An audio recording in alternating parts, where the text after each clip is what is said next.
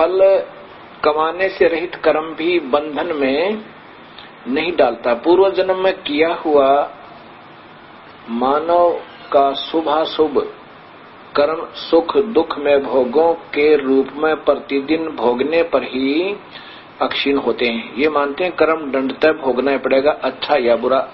अच्छा है तो स्वर्ग आदि में या मनुष्य शरीर में, ये कहते हैं जन्म किया हुआ कर्म, पूर्व जन्म में किया हुआ मनुष्यों का शुभाशुभ कर्म सुख दुख में भोगों के रूप में प्रतिदिन भोगने पर ही अक्षीण होता है।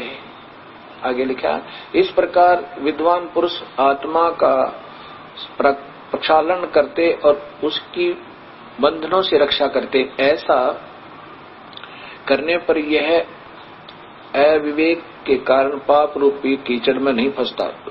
ये तो पितरों की अटकल। आगे देखो रुचि, ये ऊपर देखो, ये दिखे पितर बने हुए जो शास्त्र विरुद्ध साधक उस समय तो मान्य ना किसी के अपने मनमुखी अंडी पाके रहे हैं, शास्त्र विरुद्ध साधना करते रहे और दुनिया को अपने पीछे लगाते रहे, क्योंकि पिछले जन्मों की कमाई इनके साथ थी। अब सारे पितर बन गए, भूखे मरे।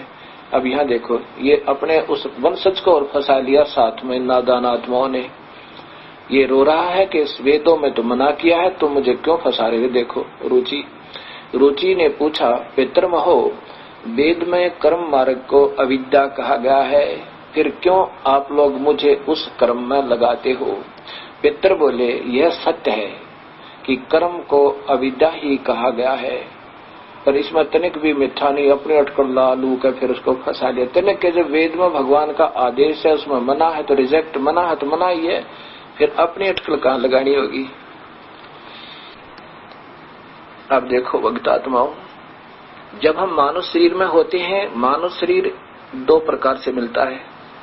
एक तो टर्न वाइज यानी कर्मशः, जैसे 84 लाख जो, एक तो कर्मशः, कर्मशः का अर्थ होता है लगातार, जैसे पिछले जन्मों में शुभ कर्म किए हुए हैं, क्योंकि हम सतयुग त्रेता द्वापर तक शास्त्र अनुकूल साधना करते हुए आ रहे हैं। और कलयुग में कबीर साहब ने बैन उठा रखा है कि कितने ही जीव सतलोक जा सकते हैं जो सत भक्ति करेंगे। ये कलयुग में काल ने चौकस होना पड़ा और सबको गलत मार्गदर्शन करवा के और सबको शास्त्र विरुद्ध साधना करवा दी। पहले सभी वेदों को मानते थे, दूसरी बात ही नहीं थी। ये 18 पुराणों की रचना तो द्वापर के अंत में महर्षि वेद व्यास जी ने की है। उससे पहले केवल वेदों के अनुसार सभी साधना करते थे, द्वितीय मत था ही नहीं, अद्वितीय मत था। अब मतों का अंत ही नहीं। जिसने 4 बात सीख ली अपना शास्त्र गढ़ दिया, जिसने 4 बात सीख ली अपना शास्त्र गढ़ दिया। अब विचलित कर रखा हम सबको। उसमें तक कोई 2 शास्त्र नहीं थे, केवल वेदों के आधार पर सभी ठीक साधना करते थे। बचपन से गुरु बनाते थे, गुरुजन हृदय में कोट कोट कर श्रद्धा भरते थे, जैसा उनको ज्ञान था वहां तक की सत साधना करवाते थे।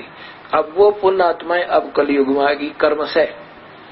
अब उनमें पिछले संस्कार होते हैं, पुण्य होते हैं, उनको सुख भी होते हैं, संतान भी अच्छी होती है, ठाठ भी होते हैं और भक्ति की तरफ भी होती है। अगर अब शास्त्र अनुकूल साधना नहीं मिलेगी तो यह दुर्गति होगी, जैसे इन महापुरुषों के आपके प्रत्यक्ष प्रमाण है। उसमें भी ये महान आत्माएं अपना शास्त्र विधि को त्याग कर जल्दी अन्य साधनाओं पर लग जाती है। कोई तप करने लग जाता है, बड़ा साधक है, कोई खड़ा होकर, कोई बैठ कर, कोई कोठ कमरों में बंद होकर, कोई झोपड़ियां डाल डाल के। और सीधा बता रखा है कि ओम नाम का जाप काम करते करते करे। यजुर्वेद के 40वें अध्याय का 15वां श्लोक। अगर मेरी भक्ति करनी है, ब्रह्म कह रहा है, तो ओम नाम का जाप है। उस परमात्मा की करनी है, तो उस पूर्ण परमात्मा की तो उन संतों ने ढूंढ ले जो इस मार्ग के सही जानकार हो। 40वें अध्याय में यजुर्वेद के में अंतिम अध्याय है ये, इसमें ये स्पष्ट किया हुआ है। और दोनों की स्थिति बताई है अंतिम श्लोक में कि वो परमात्मा पूर्ण पुरुष तो सतलोक में रहता है। वो तो आपको कभी नहीं मिल सकता, आप वहां जा ही नहीं सकते बगैर सत भक्ति के। सत भक्ति वाले हंस को तो वो वहां ले जाता है, और मेरी भक्ति करने वाले को मैं स्वर्ग ले जाता हूं, मैं स्वर्ग में रहता हूं। ये महास्वर्ग में काल रहता है, ये स्पष्ट किया हुआ है। तो ऐसे ये भक्ति सतर गिरता गिरता अब इतना गिर गया, कहां पहुंच गए हम। अब इसमें यह भी वर्णन आया है कि कर्म तो भोगने से ही पूरा होगा, अच्छा और बुरा, बिना भोगे समाप्त नहीं हो सकता, ये मार्कंडेय पुराण बता रही है। ऐसा ही ये हंस जी महाराज अपने पवित्र कर कमलों से लिख रहे हैं। ये हंस योग प्रकाश में के 3 प्रकार के कर्म होते हैं, संचित, प्रारब्ध और क्रियावान। ये देखिएगा प्रश्न नंबर 20 पर 90 पे, प्रश्न नंबर 90 पर देखिएगा कि कर्म 3 प्रकार के होते हैं, संचित, आगामी और प्रारब्ध। अपना किया हुआ कर्म फल को न देकर जो गुप्त रूप में ठहरा हुआ है, जो संचित है, इस शरीर से जो किया जाता है वो आगामी है, और इस स्थूल शरीर में जन्म सतिथि का जो हेतु है सो प्रारब्ध है। संचित व आगामी कर्मों के फल भोग करके या निष्काम करके ब्रह्म ज्ञान से नाश हो जाते, मगर प्रारब्ध कर्म तो ये जो अब हमारा शरीर में जो दुख सुख आने हैं अब वर्तमान में, ये प्रारब्ध कर्म भोगने से ही नाश होता है। बताओ, प्रारब्ध से पृथक अविद्या से जो 5 क्लेश हैं उनका ब्रह्म ज्ञान से भी नाश हो जाता है। प्रारब्ध कर्म तो भोगने पड़ेंगे, लेकिन अज्ञानता जैसे अच्छा ज्ञान मिल गया तो सत भक्ति कर लेगा भविष्य में, बाकी कटेंगे नहीं। अब क्या बताया भगत समाज को, आपके सामने आ गई यह सच्चाई कि इन पुण्यात्माओं को सही मार्ग न मिलने से स्वयं भी मार्ग से विपरीत चले, शास्त्र विरुद्ध साधना की और करोड़ों को और पीछे लगा गए। अब यदि कोई कहे इन भोली आत्माओं को तो महसूस करते हैं कि हमारे गुरुदेव की ये तो इंसल्ट करते हैं, ये दास ऐसी परमात्माओं की, ऐसी श्रेष्ठ आत्माओं की, ब्रह्मन श्रेष्ठ आत्माओं की, इस पुण्यात्माओं की मैं क्या निंदा कर सकता हूँ। मैं तो इन महापुरुषों के चरणों के जूतों के नीचे की धूल हूँ, लेकिन मेरी मजबूरी बन गई। अब चाहे कोई बुला कहो मुझे, चाहे बुरा कहो, अभी सारे समाज ने एक बार फिर चौकस होना पड़ेगा। भगत समाज को हमारी कोई जाति नहीं है, मजहब नहीं है, हमारी जाति केवल जीव है और मानव अपना धर्म है। हम सभी से प्रार्थना करते हैं कि इस सत्य मार्ग को एक बार फिर देख लो। कोई बात नहीं, पीछे बनी सो बनी, कहते हैं पीछे गई सो जाने दे, और ले रहती को राख, उल्टी लाव चढ़ाइयो फिर करो अपूटी चाक। अभी प्रारंभ कर देंगे भक्ति तो कोई ऐसी दिक्कत नहीं, न जाने कितने जन्म होने थे और अब पीछा छूट सकता है। सत भक्ति सारनाम सतनाम की बहुत ज्यादा कमाई बन जाती है, जो विधि दास बताओगा, बहुत ज्यादा कमाई बन जाती है। एक श्वास के सिमरण का जो हम मंत्र देंगे ऐसे करने से, करना श्वास से ही है, और फिर वो 3 मंत्र का होगा। दो मंत्र का वो सतनाम कहलाता, वो श्वास से होगा, और तीसरा मंत्र की विधि न्यारी है और होगी इकट्ठी एक ही बार में। तो ऐसे ये त्रिविध 3 प्रकार से सिमरण और एक ही समय में होगा और 3 मंत्र का होगा, ये हमें पार करेगा। अब ये महापुरुष केवल एक ही बात करते रहते हैं। आजकल श्री हंस जी महाराज के छोटे पुत्र श्री प्रेम रावत जी उर्फ बालयोगेश्वर महाराज जी का बहुत बोलबाला है, विदेशों में भी इनकी बहुत चर्चा है। अब इनकी थोड़ी सी झलक आपको दिखानी पड़ेगी। चाहे तो समाज इसको ये समझो कि गड्ढे मुर्दे निकाल रहे हैं, बिल्कुल नहीं, ये तो बिल्कुल प्रत्यक्ष है। और जब तक ये सामने नहीं आएगी तब तक हम विवश नहीं होंगे इनको दोबारा देखने पर। अब ये देखिएगा, ये एक पत्रिकाएं निकालते हैं, बस नए न कोई विशेष शास्त्र बनाए हैं, 4 बातें। हृदय में देखो, हृदय की भूख हृदय से मिटाओ, हृदय की विजय के लिए हृदय से प्रार्थना करो। बताओ, हृदय की विजय के लिए हृदय से प्रार्थना करो। और फिर कहते हैं मैं तो भविष्य की चिंता करता ही नहीं, मरने के बाद क्या होगा कौन चिंता करे।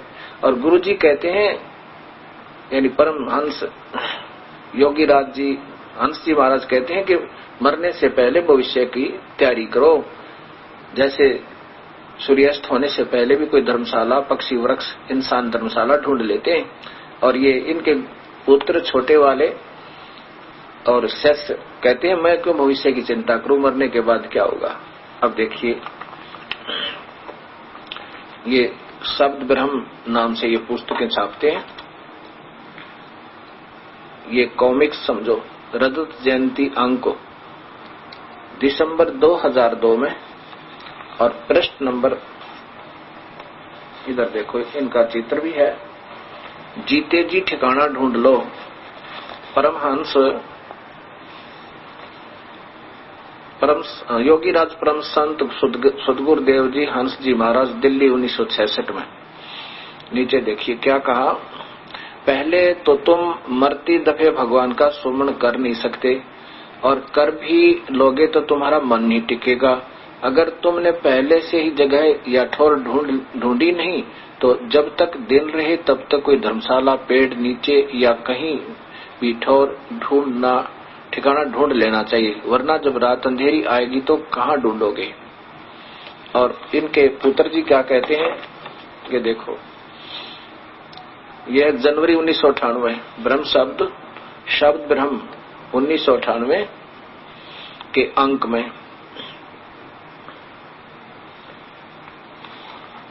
ये देखो प्रश्न नंबर, ये देखो प्रश्न नंबर है, ये नीचे लिखा इनका प्रश्न नंबर है। ये प्रश्न नंबर 9 पे क्या कहते हैं महात्मा जी,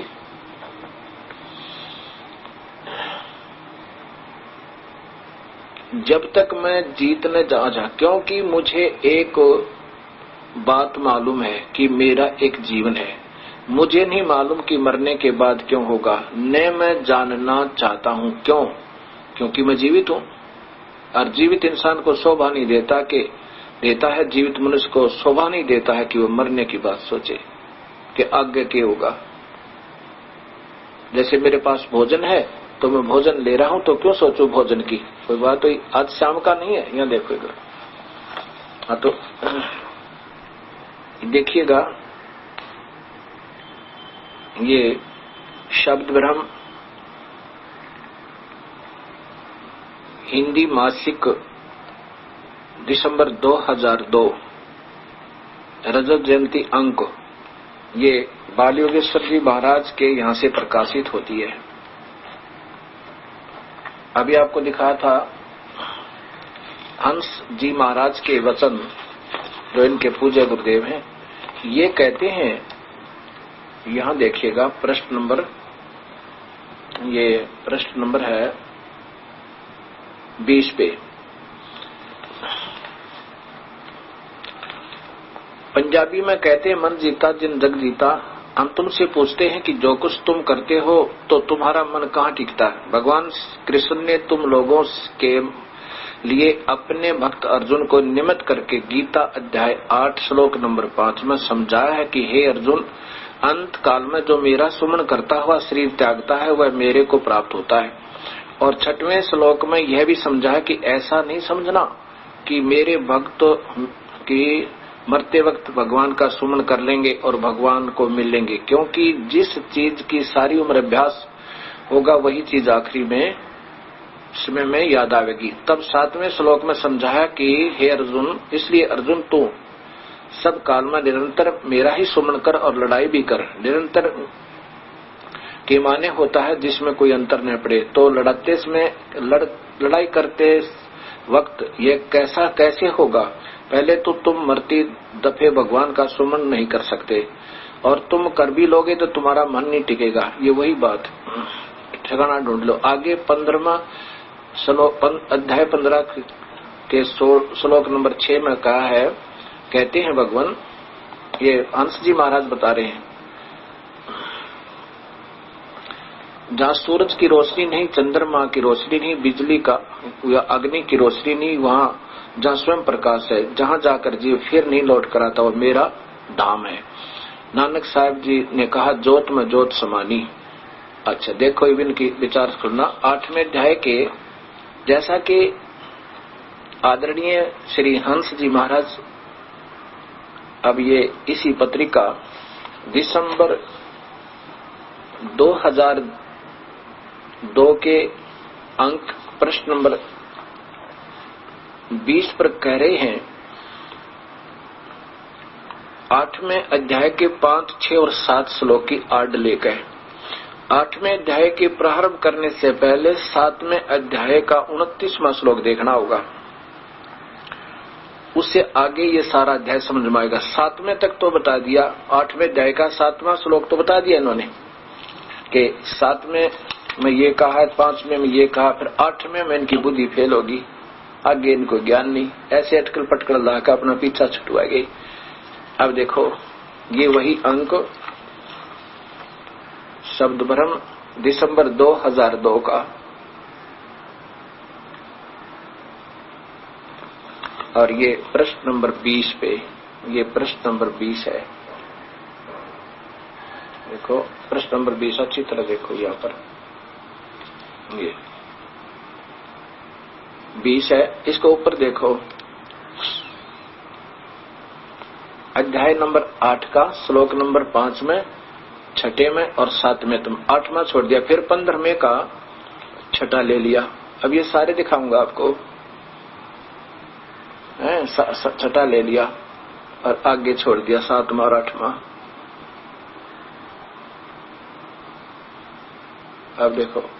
अब देखो इन्होंने क्या लिखा है कि इतनी रोशनी है कि लेकिन गुरु के बिना अंधेरा है। काशी के राजा धर्मदास, इन्होंने ये ज्ञान नहीं हो, धर्मदास काशी का राजा को था या एक सेवक था, बनिया था तो बांधवगढ़ का, कबीर साहब के पास जाते हैं और कहते हैं, ये तो धर्मदास एक बनिए थे, बांधवगढ़ के रहने वाले, काशी के थे ही नहीं, काशी के तो राजा वीर सिंह जी थे। अब इन अटकलें ला रखी। अब आपको दास बताएगा, अब गीता जी के 8वें अध्याय का, इस गीता जी के पहले आपने 8वां अध्याय का 7वें अध्याय का 29वां श्लोक देखना होगा, वहां से फिर ये आगे चलेगा सारा प्रकरण।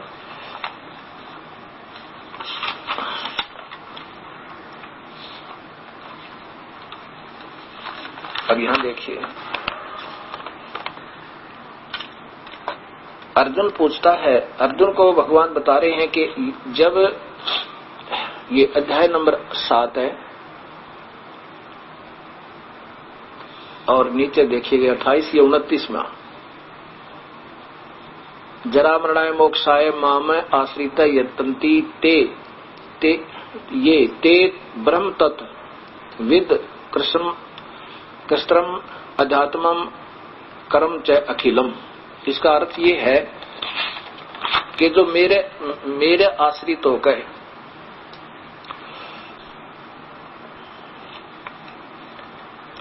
जो मेरी शरण होकर जरा और मरण से छूटने के यत्न करते हैं, वे उस ये देखना तत्, इसको देखो, ये तत् ब्रह्म, यो तत् उस ब्रह्म, उस परमात्मा को, ब्रह्म परमात्मा को, और कृष्णम संपूर्ण अध्यात्म को तथा सुपूर्ण कर्मों को जानता है। अर्थात जो विधिवत साधना करता हुआ, मेरा नाम लेता हुआ, जपता हुआ आगे चलता है, वो इस सब को जान जाता है। आगे देखो फिर ये अध्याय नंबर ये 8 शुरू होगा, इसमें वो तत्ब्रह्म का जिक्र है। तो कृष्ण अर्जुन पूछता है भगवान ब्रह्म से, क्योंकि वो कृष्ण मान रहे थे उनको। क्या लिखा है कि किम तद ब्रह्म, वो पूर्ण परमात्मा क्या है, अध्यात्म क्या है, पुरुषोत्तम और ये क्या है? हे पुरुषोत्तम, वह ब्रह्म क्या है, अध्यात्म क्या है, ये बता। आगे देखिए,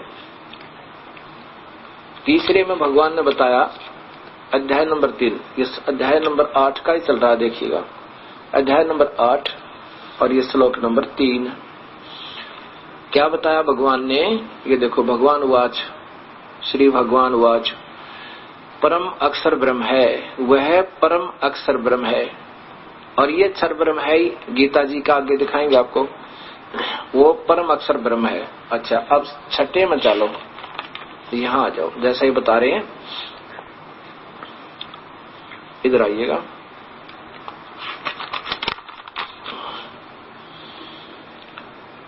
ये पांचवा देखो, जो पुरुष, पांचवें में देखो, जो पुरुष अंत काल में मुझको ही श्रवण करता हुआ शरीर को त्याग जाता है, वह मेरे साक्षात रूप को प्राप्त होता है, इसमें कोई संशय ही नहीं।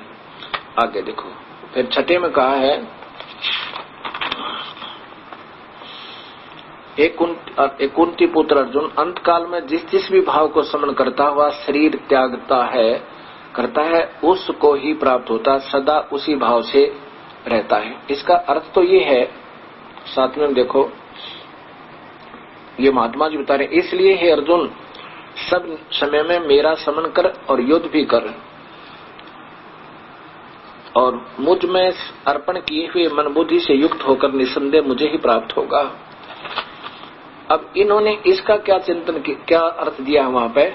इस अर्थ का अर्थ तो ये बना है, इस छठे का श्लोक का अर्थ तो ये बनता है कि दो भगवानों का चल रहा है, एक पूर्ण परमात्मा का, एक ब्रह्म का। कहता है कि अंत काल में जिसका जिस भाव से जो श्रवण करता हुआ, अंत काल में जिस जिसका भी भाव श्रवण करता हुआ शरीर का त्याग करता है उसको ही प्राप्त होता है, क्योंकि वह सदा उसी भाव से भावित रहा है। अब सीधी सी बात है, इसमें तीन परमात्माओं का जिक्र है। हम ब्रह्म क्षर पुरुष के लोक में रहते हैं। ये ब्रह्म कह रहा है, यदि तो मेरा सिमरण करेगा, अब बता ना, वो परमात्मा तो परम अक्षर ब्रह्म, वो पूर्ण परमात्मा है, वो बिल्कुल वास्तव में अविनाशी परम अक्षर, यानी वास्तव में अविनाशी परमात्मा और है। यदि मेरा भजन करेगा तो मुझे प्राप्त होगा, और उसका भजन करेगा तो उसको प्राप्त होगा। अब यहाँ ये 8वें अध्याय का 7वां श्लोक में बताया कि इसलिए अर्जुन सब समय में मेरा, छठे में कहा है कि कुंती पुत्र अंत काल में जिस जिसका भी भाव से श्रवण करता है, शरीर त्यागता है, उसको उसी को प्राप्त होता है, क्योंकि उसी रंग में रंगा हुआ होता है, सीधी सी बात है।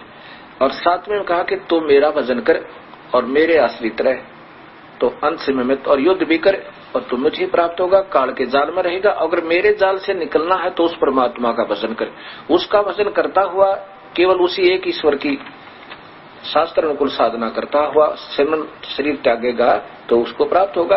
अब 7वें तक बताकर महात्मा जी छोड़ गए। ये वही अंक इसका दिसंबर वाला आप देख सकते हैं, इसके प्रश्न नंबर 20 पे या 7वें में लाकर छोड़ दिया, 8वें का नहीं जिक्र किया, जबकि 8वें में स्पष्ट है कि जो उस परमात्मा का स्मरण करेगा तो उसी को प्राप्त होगा। 8वें अध्याय का 5वां, 6वां और 7वां छोड़, उसके बाद 8वां भूल गए, फिर 15वें पर पहुंचे। ये देखो आगे अध्याय 15 के श्लोक नंबर 6, ये भी दिखाऊंगा। अब ये देखियो गीता जी, और इसका श्लोक नंबर ये 8वां देखो, ये 8वां अध्याय है, ये 8वां अध्याय है और श्लोक नंबर ये 7 है, 8 है। 7 तक तो उन्होंने बता दिया कि निसंदेह तो मुझे ही प्राप्त होगा। अब यहाँ 8वां का सरदार देखिए इन्हीं के, हे पार्थ, यह नियम है कि परमेश्वर के, अब परमेश्वर परम अक्षर ब्रह्म के ध्यान के अभ्यास रूप योग युक्त से दूसरी ओर न जाने वाले चित्त से निरंतर चिंतन करता हुआ मनुष्य परम प्रकाश नहीं है, केवल परम दिव्य पुरुष को प्राप्त होता है। ये प्रकाश क्योंकि सारे रोशनी से आगे इनका दिमाग नहीं जाता, ब्रह्म काल से ऊपर ये पहुंच नहीं सकते, इसलिए अटकलें लगाते हैं। परम दिव्य पुरुष उस पूर्ण परमात्मा को प्राप्त होता है, उसका ध्यान करने वाला उसको प्राप्त होता है, मेरा ध्यान करने वाला मुझे प्राप्त होता है। और देखो अब 9वां श्लोक देखो इसका। जो पुरुष सर्वज्ञ अनादि परमात्मा, सबके नियंता, सूक्ष्म से भी अति सूक्ष्म, सबके धारण पोषण करने वाला, अचिंत रूप सूर्य के सदृश नित्य चेतन प्रकाश स्वरूप और विद्या से अति परे शुद्ध सीधा सच्चिदानंद परमेश्वर का स्मरण करता है। अब उसका जो स्मरण करता है तो कहाँ जाता है, ये देखो 10वां श्लोक स्पष्ट करता है। वह भक्ति युक्त पुरुष अंत काल में योग बल से भरकुटी के माध्यम में प्राणों को अच्छी प्रकार स्थापित करके फिर निश्चल मन से समन करता हुआ उस दिव्य परम पुरुष को प्राप्त होता है। अब बताओ, गीता जी में गीता जी के अंदर भगवान ब्रह्म बता रहे हैं कि मेरी शरण में रहना है तो मेरी पूजा कर और निरंतर मेरा ध्यान भी रख और युद्ध भी कर ले, यानी मेरा सिमरण करता रहे। सिमरण ओम नाम तय, और उस परमात्मा का मेरा सिमरण कर, जो जिस भावना से सिमरण करता है प्रारंभ से ही। अब जैसे हम मंत्र जाप कर रहे हैं किसका, अपने कबीर भगवान का, तो हमारी श्रद्धा उन्हीं में रहेगी। अंत समय में हम उन्हीं के पास जाएंगे, और जो ब्रह्म साधना ओम नाम का जाप करते हैं तो यहाँ रह जाएंगे। यहाँ पर अच्छे साधक विधिवत साधना करने वाले स्वर्ग महास्वर्ग ब्रह्म लोक में भी काफी समय रह सकते हैं, लेकिन फिर जन्म मरण में आना ही पड़ेगा। ये तो यहाँ का अटल नियम है। अब आगे बता रहे हैं कि उस परमात्मा का सिमरण करता हुआ अनन्य मन है, और कोई पूजा नहीं करे। अनन्य मन यानी जैसे हम सिमरण तो ओम से प्रारंभ करेंगे, सिमरण जाप तो ओम नाम का भी देंगे, फिर साथ में परब्रह्म का भी देंगे, लेकिन वहां पर हमारा सिमरण नहीं होगा। हमारा सिमरण होगा अपने प्रभु के चरणों में। जो पति भरता पति सराती आन पुरुष नहीं भावे। अब जैसे हम किसी का कर्जा उतारना है हमने, तो हम उसका सिमरण करते हैं पर हृदय से नहीं, उस दुख के मारे कि किसी प्रकार इसका कर्जा उतर जाए, हम इससे साफ हो। ये दिख है जब हमें दुख होता है, शर्म आती है, इस भाव से सिमरण तो इनका भी करें, लेकिन उस भाव से नहीं कर रहे। हम वास्तव में सिमरण उसका करेंगे।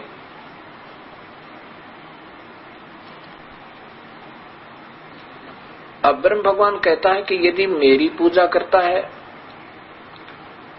तो कैसे करनी चाहिए वो बताता हूं। अब 11वें श्लोक में, 8वें अध्याय के 11वें श्लोक में और 12 और 13 में स्पष्ट करता है कि मेरी पूजा करनी है तो ओम नाम से कर।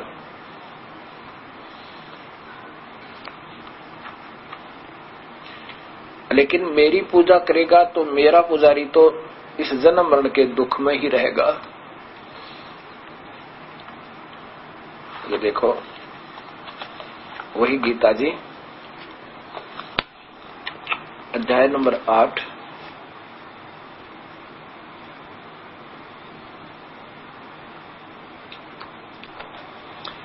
अध्याय नंबर 8 ये श्लोक नंबर नीचे देखो 11। इसमें लिखा है कि वेद के जानने वाले जिस, आगे देखो,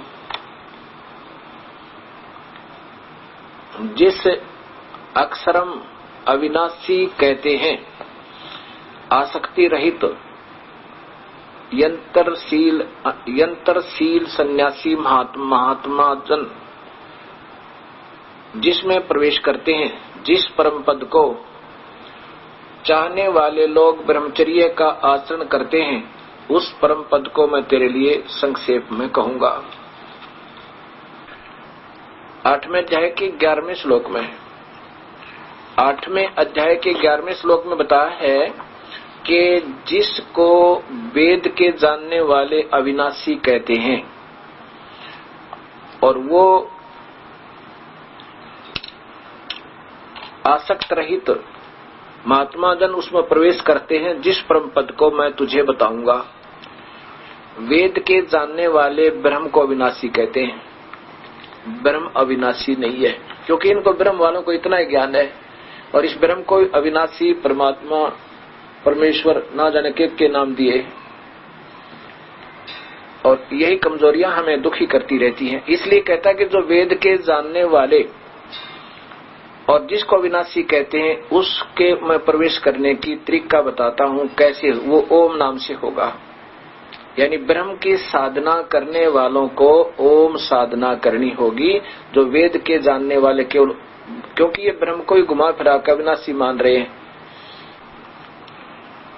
इसमें कहा है गीता अध्याय 8 के 11 में कि वेद के जानने वाले जिसको अविनाशी कहते हैं, आसक्ति रहित यतनशील प्राणी महात्मा जन जिसमें प्रवेश करते हैं, जिस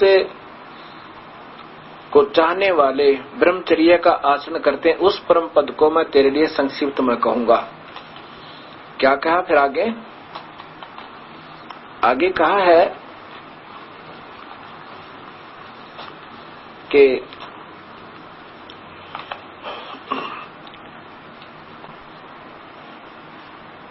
अध्याय नंबर 8 के 12 और 13 में स्पष्ट किया है कि सर्वद्वाराणि संयमम मन हृदय निरुद्ध च। इसका अर्थ है कि सब इंद्रियों के द्वारों को रोककर तथा मन को हृदय देश में स्थिर करके, प्राणों को मस्तिष्क में स्थापित करके परमात्मा संबंधी योग धारणा में स्थित होकर जो पुरुष ओम, ये देखो वही गीता जी, और ये फिर देख लो गीता में ओम नाम लिखा है प्रभु के पाने का, सीधा लिखा है कि वो बात ही नहीं है। ये है ओम, ये 8वें अध्याय का 12 और 13 श्लोक। ओम इति एकाक्षरम ब्रह्म व्याहरण माम अनुस्मरण। मेरा स्मरण माम ब्रह्म, मुझ ब्रह्म का इस ओम, इस एक अक्षर से मेरा स्मरण, व्यवहारिक स्मरण करना है। इनका सबको रोक के सीधा सा अर्थ है, क्योंकि वेद के जानने वाले जिसे अविनाशी कहते हैं, उसको उस योग को तुझे कहता हूं कि वो सब द्वारों को रोक के और आत्म स्मरण करता हुआ योग धारणा में स्थित होकर मेरे एक मुझ ब्रह्म का ओम नाम से जाप कर। ऐसे ये स्पष्ट करते हैं, ओम नाम से जाप कर, और दूसरी बात ही नहीं है। और आप देख सकते हैं इसको उठाकर के समय के अभाव से मैं थोड़ा शीघ्र कर रहा हूं। इस एक अक्षर ब्रह्म को, ये एक अक्षर ब्रह्म कह रहे हैं, नहीं, माम ब्रह्म, मुझ ब्रह्म, ये माम यहां लगाना था इस ब्रह्म के साथ। माम ब्रह्म, मुझ ब्रह्म का एक ओम नाम से जाप करते हैं, अनुसमन मन से चिंतन करता, शरीर त्याग कर जाता है, वह पुरुष परम गति को प्राप्त होता है। यानी मेरी परम गति तो वो है जो ओम नाम का जाप करते हैं, अन्य नहीं। वेद के जानने वाले जिसको सत ज्ञान कहते हैं। वेद के जानने वालों में अब कलयुग के अंदर ऋषियों में महर्षि दानंद जी का एक बहुत उच्च श्रेणी में नाम आता है कि वेद के जानने वाले अगर हुए हैं तो यही है, ऐसा कुछ महापुरुषों का मानना है। अब ये महर्षि सत्यार्थ प्रकाश में ओम नाम से प्रारंभ करते हैं। ओम, और ये चारों वेदों के को सामने रखे महापुरुष जी सत्यार्थ प्रकाश, नीचे देखिएगा, सत्यार्थ प्रकाश महर्षि दानंद सरस्वती। और ये कहां से छपा है? सत्यार्थ प्रकाश है वैदिक पुस्तकालय दानंद आश्रम केसरगंज अजमेर। और इसमें प्रश्न नंबर देखिएगा, ये प्रथम समोल्लास है, प्रथमो समोल्लास, प्रथम समोल्लास। इसके प्रश्न नंबर 19 पर आप देखिए नीचे, गायत्री मंत्र का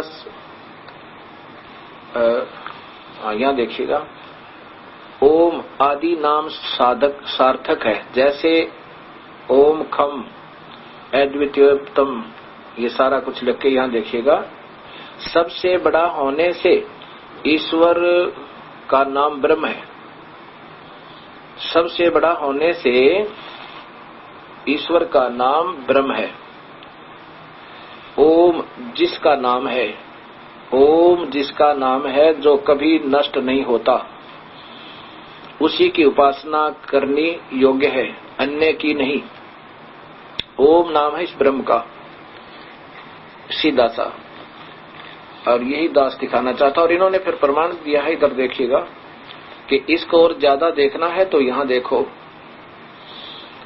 यजुर्वेद के अध्याय नंबर 40 के मंत्र 17 में देखें। अब ये भी दिखाता हूं आपको। ओम का अगर ज्यादा प्रमाण देखना, ये लिखना है कि ऐसे देखिए, वेद में ऐसे ऐसे प्रकरण में ओम आदि परमेश्वर के नाम है।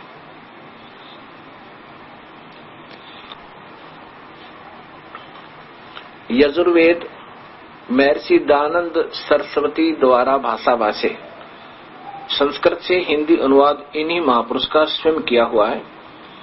और ये कहां से छपा है? प्रकाशक है सर्वदेशी कार्य प्रतिनिधि सभा 2/5 महर्षि दयानंद भवन, रामलीला मैदान, नई दिल्ली। दूरभाष इतना इतना। इनके अध्याय नंबर 40 में, अध्याय नंबर 40, 4400 अध्याय, इसके श्लोक नंबर 15 पर देखो। ये 15 में ओम शब्द लिखा है। ओम नाम, ओम का नाम करतो समर, कलबे समर और करता समर। इस ओम नाम के जाप को करतो काम करते करते, और कलबे माने कसक के साथ, और करता माने अपना वास्तविक कर्म समझ के ओम नाम का जाप करो। हे करतो माने कर्म करने वाले जीव, तू शरीर छूटते समय ओम इस नाम वाच्य ईश्वर को समर समरण कर, कलबे अपने सामर्थ्य के लिए, अपने सामर्थ्य के लिए परमात्मा और अपने स्वरूप का स्मरण कर। कर्तव्य माने अपने किए का स्मरण कर। इस संसार का इसे ऐसे ऐसे, ये तो चलो आगे दिखाते। फिर अब 17 में इन्होंने इशारा किया है, 17 भी देखें। ये ऊपर 17 नंबर श्लोक है।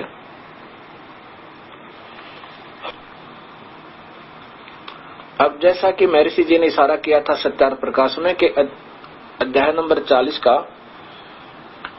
ये 44वां अध्याय और श्लोक नंबर 17 देखो, उसमें भी ओम नाम के जाप का प्रमाण है। ये स्वयं क्या लिखते हैं? हे मनुष्यों, जिस हिरमेन ज्योत स्वरूप पात्रेण रक्षक मुझ से सतस्य अविनाशी यथार्थ कारण के अभितम आच्छादित मुखम, मुख के तुल उत्तम अंग का प्रकाश किया जाता है। यह जो असौ माने वह, असौ आदित्य प्राण व सूर्य मंडल में पुरुष माने पूर्ण परमात्मा है। स माने वह, असौ माने प्रोक्ष रूप है, वो तो गुप्त है। कोई और परमात्मा, पूर्ण परमात्मा। जब पूर्ण है तो कोई अपूर्ण भी होगा। दो भगवान ते स्वयं मान रही हैं। आगे देखो, वो तो गुप्त है, प्रोक्ष है, वो तो बहुत दूर है। और अहम, मैं, अहम ब्रह्म लिखना था। मैं ब्रह्म आकाश के तुल व्यापक। आगे देखो, वसीन का सुनाता हूं। मैं आकाश के तुल व्यापक ओ ब्रह्म, सब गुण कर्म और स्वरूप करके अधिक हूं। ओम सबका रक्षक मैं, उसका ओम ऐसा नाम जानो, उस परमात्मा का ओम नाम जानो। अब जब तक सत्ज्ञान, जब तक कबीर परमेश्वर की कृपा से ये सत्ज्ञान जीव को नहीं होगा, तब तक ये सभी ऐसे ही उलझम पुलझम रहते हैं। महर्षि दयानंद जी कहते हैं कि ईश्वर का नाम ब्रह्म है बस, और परमात्मा एक है, दूसरा है नहीं। और यजुर्वेद के अध्याय नंबर 40 के श्लोक नंबर 17 का सरलार्थ करते हुए कहते हैं वो पूर्ण परमात्मा। एक तो परमात्मा हुआ एक पूर्ण होया, एक अपूर्ण होया, एक पूर्ण होया, दो तो स्वयं स्वीकार करें। और वो तो गुप्त है, वो ऊपर आदित्य मंडल में रहता, ऊपर सूर्य लोक में रहता, यानी वो तेजो में श्लोक में रहता है, सतलोक में रहता है, सीधा सा अर्थ है। और अहम खम ब्रह्म, अहम ब्रह्म खम, मैं ब्रह्म स्वर्ग में रहता हूँ। खम माने स्वर्ग, ऐसा माने विद्यमान हूँ, मैं वहां रहता हूँ। और वो सतलोक में रहता है, उस ऊपर के लोकों में, वो सबकी पहुंच से बाहर है, ऐसा इसमें स्पष्ट किया। उसका ओम, मेरा तो ओम नाम है। उसके अब दो भगवानों की बिल्कुल जो की तो जैसे गीता में है ऐसा ही वेद में है। 15वें अध्याय में कहा है कि मेरा सिमरण कर, 40वें अध्याय के 15वें श्लोक में कहा है कि मेरा सिमरण करना है तो ओम नाम तो कर, और चलते फिरते कर, विशेष कसक के साथ करे, हृदय से कर, और काम करते करते कर, मनुष्य जन्म का परम करते और समझ कर। और उस परमात्मा का करना है तो उसमें 16वें में बता दिया कि वो सत मार्ग दर्शन करने वाले संतों से पूछ ले, और वो जैसे बताते हैं ऐसे तू करेगा तो तेरे सारे पाप कट जाएंगे। उस सोने जैसे शुद्ध हुए उस योग्य पात्र माने योग्य हंस को तो वो सतलोक में रहने वाला परमात्मा वहां पहुंच जाएगा। और मैं जो स्वर्ग में रहता हूँ, मेरी साधना ओम नाम से करता है तो मेरे पास आ जाएगा। ये उस महास्वर्ग ब्रह्मलोक में रहता है। ये माँ ब्रह्मा, महाविष्णु, महाशिव रूप में ये काल, ये ब्रह्म अपने ब्रह्मलोक में रहता है, इस एक ही ब्रह्मांड में। अब ये क्या कहते हैं, मैं जो दिखाना चाहता था आपको कि ये हंस जी महाराज क्या कहते हैं कि ओम नाम तो जपने का है ही नहीं। और गीता की आड़ भगवान कृष्ण को प्रभु मानते हुए अब ये देखो अमृत के कलश,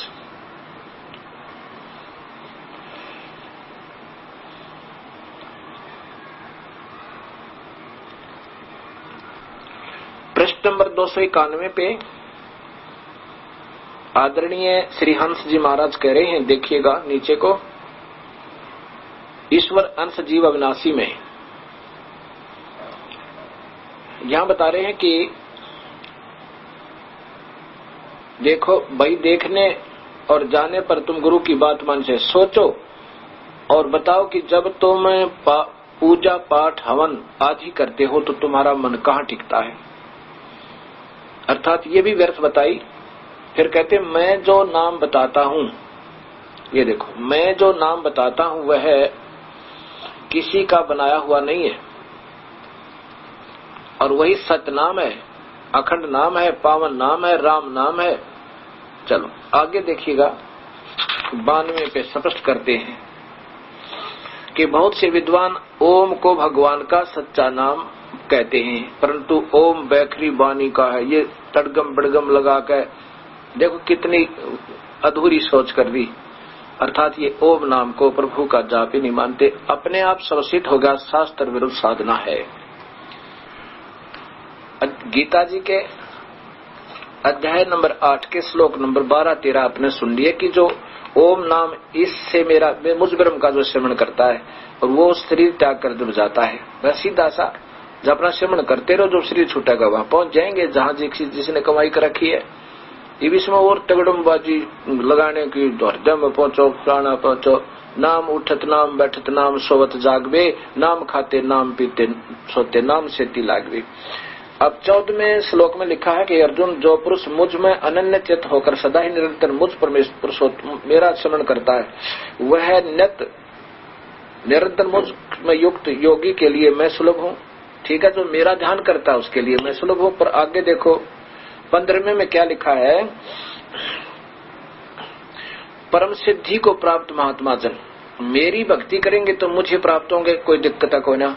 लेकिन उस परम सिद्धि को प्राप्त, उस पूर्ण परमात्मा का भजन करने वाले, उन 3 मंत्र वाले, वो फिर यहाँ से पार हो जाए, उनका फिर जन्म नहीं होगा।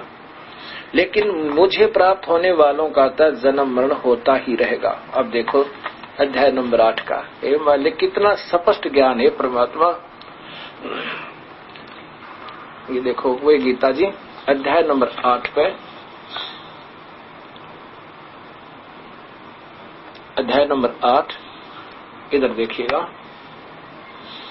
श्लोक नंबर 14 क्या लिखा है, जो हे अर्जुन, जो मुझ में नियंत्रित होकर सदा ही निरंतर मेरा श्रवण करता है, उससे नित्य युक्त यानी मेरे में लगन लगाए हुए योगी के लिए मैं सुलभ हूं। सीधी सी बात है। और लेकिन ये देखो 15वां कमाल कर दिया, माम उपेत, मेरे को प्राप्त हो कहता पुनर्जन्म दुखाल्यम अशाश्वतम, मुझे प्राप्त होने वाले का तो जन्म मरण रूपी दुखों के घर में कंटिन्यूस रहना पड़ेगा, कभी समाप्त नहीं होगा। अशाश्वतम वो तो मतलब अविनाशी अक्षर भंगुर है। मेरे को माम उपेंत पुनर्जन्म दुखालम अशाश्वतम, मेरे को प्राप्त हुए को तो जन्म मरण के दुख के घर में रहना पड़ेगा, जो अशाश्वतम वो अक्षीणिक सुख है मेरे वाला तय न आपवंती महात्मने संसिद्धम प्रमाम गता। अब यहाँ पर दो भगवानों की भक्ति का विवरण बार कंटिन्यूस चल रहा है कर्म से तरती वाइज। तो यहाँ भगवान करे मेरे को प्राप्त होने वाले का तो दुखों का घर रूपी यो पुनर्जन्म भाई अक्षीणिक सुख है, ये ही बना रहेगा। और उस परम सिद्धि को प्राप्त हुए जो पूर्ण परमात्मा की भक्ति करने वाले फिर जन्म मरण को उनका फिर जन्म नहीं होता। आगे देखो 15 में हो गया और 16 में है, ये आपको बताया ही था कि ब्रह्मलोक तक अब्रह्म होना तो लोका पुनर्वर्ती में हर, ये जन्म मरण में है ही है, यानी ब्रह्मलोक तक भी विनाश में आवेंगे। अब ये वास्तव में अगर मैं आपको समझाऊंगा तो अभी आप इतना नहीं पकड़ पाओगे। इसका वास्तविक अर्थ ये बनता है कि ब्रह्मलोक तक तो सबका पुनर्जन्म है, जन्म मरण में रहेंगे, यो ब्रह्मलोक तक नहीं रहेगा कोई भी। मेरे भजने वाले मुझे प्राप्त होने वाले तो हे अर्जुन इस ब्रह्मलोक तक समाप्त होंगे और उनका पुनर्जन्म होता ही रहेगा।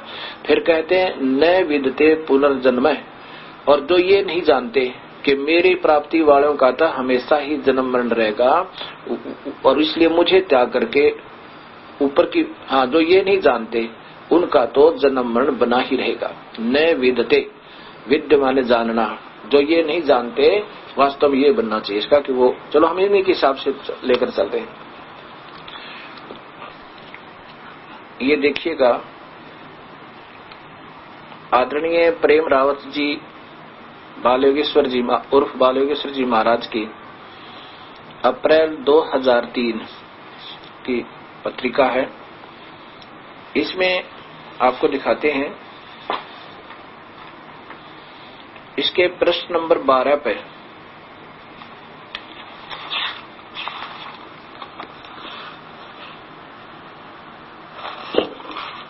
ये प्रश्न नंबर 12 पे यहां देखिएगा,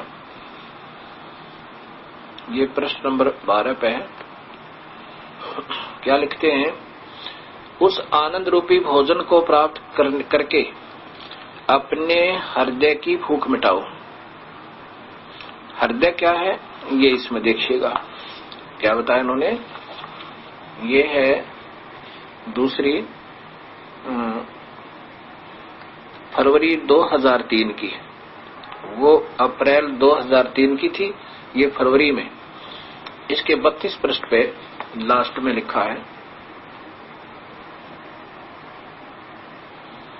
इधर देखिएगा।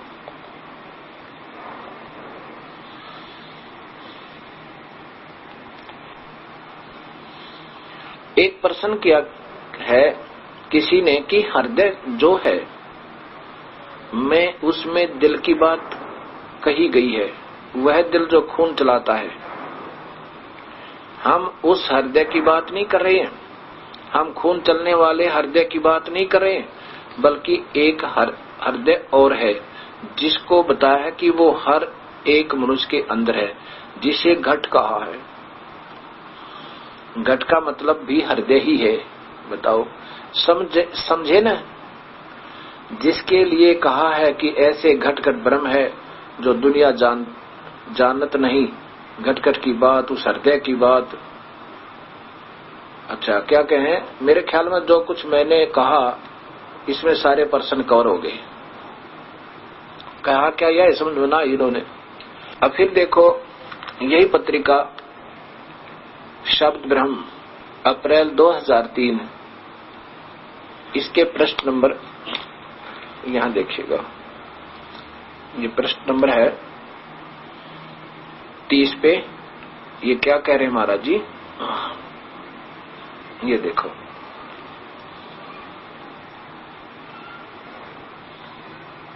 कई जगह मंदिर बने हुए हैं कि यहाँ भगवान आए थे, भगवान 2 मिनट ठहरे थे, भगवान ने यहाँ पानी पिया था, भगवान ने यहाँ खाना खाया था, भगवान ने यह बातें की थी, तो मंदिर बने हुए। बाहर तो यह बात हुई कि भगवान आए थे पर अंदर भगवान साक्षात बैठे थे नहीं हैं। तो इस बात को समझने के लिए वह कैसे भगवान है, प्रश्न आप ही करें, जो अंदर है वो कैसे भगवान है। तो इस बात को समझने के लिए वह कैसे भगवान है जो अंदर बैठे, इसके लिए कल्पनाएं नहीं बल्कि साक्षात अनुभव चाहिए। और अनुभव होता कह देते वो शिव और पार्वती बैठे हैं उस हृदय में। यह बात समझने की है। तो जब ये आंखें बंद होती हैं तो दुनिया की जितनी चीजें हैं वो इन आंखों से हम देखते हैं, और जो ये जब सब एक तरफ हो जाती हैं तब अंदर की चीजें दिखाई देती हैं। कहा है कि जहां तक इन आंखों से देख सकते हो, जहां तक इन कानों से सुन सकते हो, वो सब माया है। और जिसमें आंखें बंद हैं तो परंतु वो माया नहीं है। यहाँ देखो, फिर अंदर की चीज देखी वह माया नहीं है। ये कल्पना, ये अटकलें इन महापुरुषों की देखो। यदि इन महापुरुषों ने देखा होता हृदय वाले भगवान को, स्पष्ट कह देते वो शिव और पार्वती हैं, तो इनकी बुद्धि इतना तो काम नहीं करेगी, वो काल बैठा है, तो ये वहां तक भी न पहुंचे। ऐसे अटकलें लगा लगा के इन भोली आत्माओं को गुमराह कर रहे हैं और स्वयं भी पाप के बागी बनेंगे। अब इस दूसरी देखिएगा, ये शब्द ब्रह्म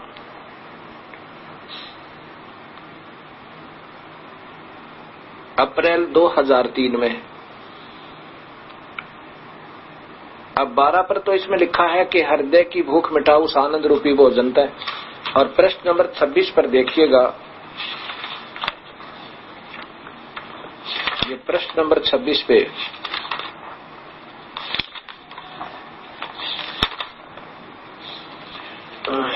ये पृष्ठ नंबर 26 देखो।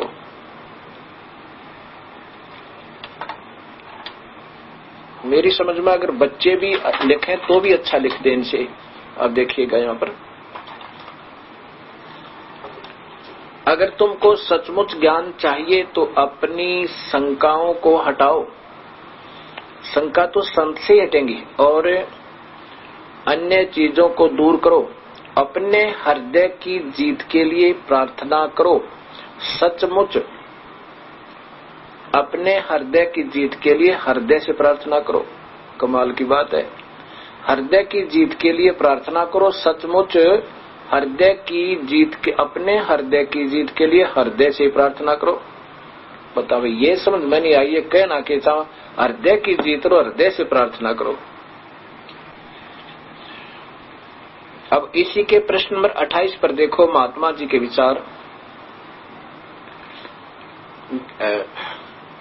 तब तक तुमको ज्ञान क्या है यह समझ में नहीं आएगा, हृदय क्या है यह समझ में नहीं आएगा, भक्ति क्या है, भाव क्या है यह समझ में नहीं आएगा। अब आगे देखो, तुम्हारी जिंदगी के अंदर वह समय कब आएगा जब तुम अपने हृदय का प्याला पूरे तरीके से भर सकोगे। कब आएगा ऐसा समय, कब तुम अपने हृदय में यह बात ठानोगे कि इस जिंदगी में माया की जीत नहीं होनी चाहिए। आगे देखो नीचे, अब देखो, जो यह कोई भगवान के बारे में कह रहे हैं कि ब्रह्मानंद जी ने कहा है कि जो यह तैने पुतला बनाया, बिना रंगों के रंगीन पुतला बनाया, और इस पुतले में तैने अपना मंदिर बनाया। देख, हृदय को बना दिया और इस मंदिर में तू वास करता है। हृदय एक मंदिर हुआ, ये एक शरीर हुआ, शरीर के अंदर एक हृदय हुआ, हृदय एक स्थान हुआ। अब क्या लिखा है, वह तो कमाल हो गया। कहते हैं कभी अपने हृदय मंदिर के भगवान के पास जाकर उस भगवान की भी आरती की है? उस आरती के लिए दिया नहीं चाहिए, यानी जोत जात की जरूरत नहीं, ज्योति नहीं लगानी, हवन नहीं करना। उसके लिए तो सिर्फ ध्यान लगाने की जरूरत है और ख्यालों से परे, कल्पना से परे अंदर की तरफ जाने की जरूरत है। जब अंदर की तरफ जाओगे तो तुम्हारा अपना मंदिर भी दिखाई देगा, इन आंखों से नहीं। अब देखो, इन आंखों से नहीं दिखाई देगा, तुमको हृदय की आंखों से देख, आंखें चाहिए। बता, हृदय को देखा, हृदय की आंखें चाहिए। कमाल की बात हो रही है, समझ में नहीं आ रही है कहना क्या चाह रहे। जिसको तुम कहते हो देखना, वह देखना नहीं है, हृदय रूपी आंखों से देखना है, वह बिल्कुल दूसरी ओर देखना है। अब ये नहीं समझ में आया अभी तक मेरे ये बताना क्या चाहते हैं महात्मा जी। मासिक पत्रिका अप्रैल 2003 के पृष्ठ नंबर 28 पर आदरणीय प्रेम रावत जी महाराज उर्फ बालेश्वर जी कह रहे हैं कि कोई ब्रह्मानंद जी का कोई एक वाणी लिखकर कि तूने पुतला बनाया है, उसमें बड़े अपना एक मंदिर बनाया है, यानी हृदय में, इस शरीर में उसमें एक मंदिर, एक हृदय मंदिर बनाया है, यानी ये शरीर है, इसमें एक स्थान है जिसमें कोई हृदय है। इस दिल को नहीं, वो हृदय कमल को सुनी सुनाई बातों पर कह रहे, हृदय कमल में और हृदय, ठीक है। कभी अपने हृदय के भगवान के पास जाकर उस भगवान की आरती की है? कितनी कमाल की बात करे, बिल्कुल सही है। सिर्फ ध्यान, उस आरती के लिए दिया नहीं चाहिए, उसके लिए तो सिर्फ ध्यान लगाने की जरूरत है और ख्यालों से परे, कल्पना से परे अंदर की तरफ जाने की जरूरत है। जब अंदर की तरफ जाओगे तो तुम्हारा अपना मंदिर दिखाई देगा। अब तो भगवान का मंदिर बताओ थे, अब वो अपना मंदिर दिखाई। ये एक शरीर है और उसमें मान ली एक मकान है, उस मकान में एक तिजोरी रखी है और तिजोरी में लाल रखा है। अटो किसको है? जिसका ये मकान है। इसमें एक जीव आत्मा है, उस जीव आत्मा को और हृदय में मान लीजिए भगवान बैठे हैं, सावित्री और पार्वती और शिव रूप में, शिव और पार्वती रूप में उस हृदय में बैठे हैं। अब हृदय में तो जाके जीव आत्मा ने ढूंढना है कि वो कहां सी है। ये कहते हैं हृदय की भूख हृदय से मिटाओ, हृदय की आंखों से हृदय से देखो। कमाल की बात है। आत्मा की अंतःकरण, जो आत्मा की आंखों से, आत्मा ने जाके ढूंढना है उसको, कहां सी है वो भगवान। अब ये कहते हैं हृदय की को तुमने हृदय की आंखें चाहिए, इन आंखों से नहीं, हृदय की आंखें चाहिए। कमाल, दिव्य दृष्टि होती है, वो आत्मा को प्राप्त होगी, वो फिर अंदर जाएगी और कमल खिल गया होगा तो उसमें शिव और पार्वती आपको नजर आएंगे। पर ये भी देखने से कोई लाभ नहीं होगा। ये तो पहले पता नहीं कहां से क्या बताते हैं और फिर बड़े प्रसन्न मुद्रा में है कि मैंने रिकॉर्ड तोड़ दिया, क्या कमाल का ज्ञान दे दिया। क्योंकि कबीर साहब कहते हैं अंधे की बांह पकड़ी अंधे ने मार्ग कौन बतासी। अब देखो, देखिएगा, ये श्री प्रेम रावत जी महाराज शब्द ब्रह्म मार्च 1998, अच्छी तरह देखिएगा। और इसके प्रश्न नंबर यहां देखिए 10 पे ये क्या कहते हैं, वह सच्चिदानंद, वह रोशनी जिसकी हमको जरूरत है, वह अभी भी हमारे अंदर, हमारे हृदय में विराजमान है। बस घूम फिर के वो रोशनी और वो भगवान हुआ। यदि ये महापुरुष हृदय तक पहुंचे होते तो केवल रोशनी रोशनी नहीं बताते, वो बताते कि वहां शिव और पार्वती रूप में द्वादश कमल के अंदर प्रभु बैठे हैं, हृदय कमल में। और ये रोशनी पर आकर रुक जाते, घुमा फिरा के आकार बतावें, भगवान आकार में है और कहते वो रोशनी है। आज तक रोशनी को सभी ऋषियों ने, जितने शास्त्रदास ने देखे, सभी ने निराकार बताया और ये रोशनी को आकार बतावें। और कान बूंद का शब्द सुन दिया, ये प्रभु की प्राप्ति। अगर इन 4 बातों से भगवान मिलना होता और यही क्रियाएं होती तो प्रभु ने क्या आवश्यकता थी इतने मोटे वेद लिखने की व बोलने की, और क्या थी गीता को बोलने की। ये कॉमिक्स बना रखी है बच्चों के लिए, बुलाने के लिए। अब देखो संतों ने सोचना पड़ेगा इस बात पर, महसूस ना करें लेकिन इस पर गौर करें।